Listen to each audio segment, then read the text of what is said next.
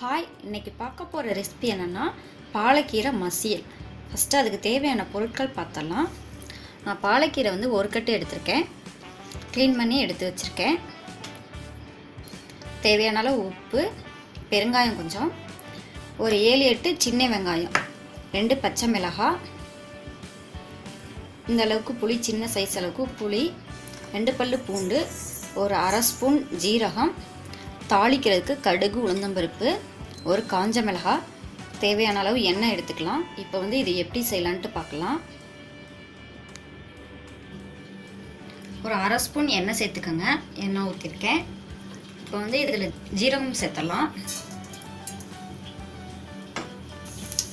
அடுத்து வெங்காயம், பச்சை மிளகாய் சேர்த்துடலாம். வெங்காயம், பச்சை மிளகாய் சேர்த்துக்கோங்க. இது கூடவே 2 பல்லு பூண்டும் சேர்த்துக்கோங்க. இது லைட்டாக வதங்கினா போதும்.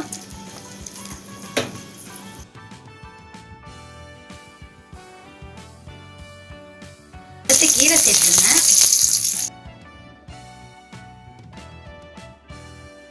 இது 2 நிமிஷம் வதக்குனீங்கன்னா சுருங்கி போயிடும்.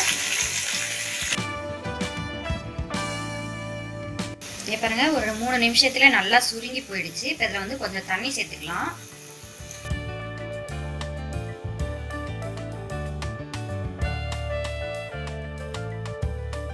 இது வந்து ஒரு நல்லா 10 நிமிஷம் வேகட்டும். 10 நிமிஷம் கூட ஆகாது, சீக்கிரமா வெந்துடும்.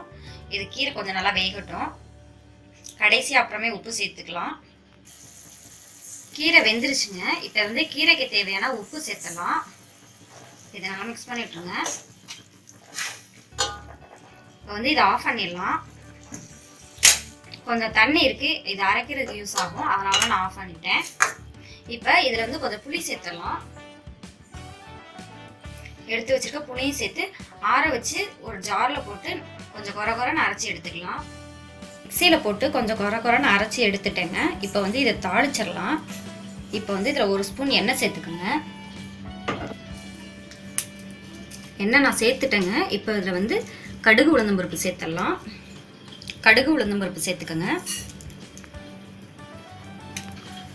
அடுத்து காஞ்ச மிளகாய் சேர்த்துடலாம்.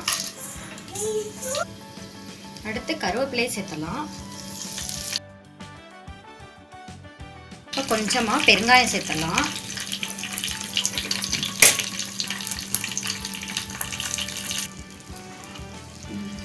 இப்போ இதில் கொட்டிடலாங்க. கீரை மசியல் ரெடி ஆயிடுச்சுங்க. இது வந்து சாதத்தோட ரொம்ப டேஸ்ட்டாக இருக்கும். நீங்களும் உங்கள் வீட்டில் ட்ரை பண்ணி பாருங்கள். இந்த வீடியோ பிடிச்சிருச்சுன்னா சேனலை சப்ஸ்கிரைப் பண்ணுங்கள். தேங்க்யூ.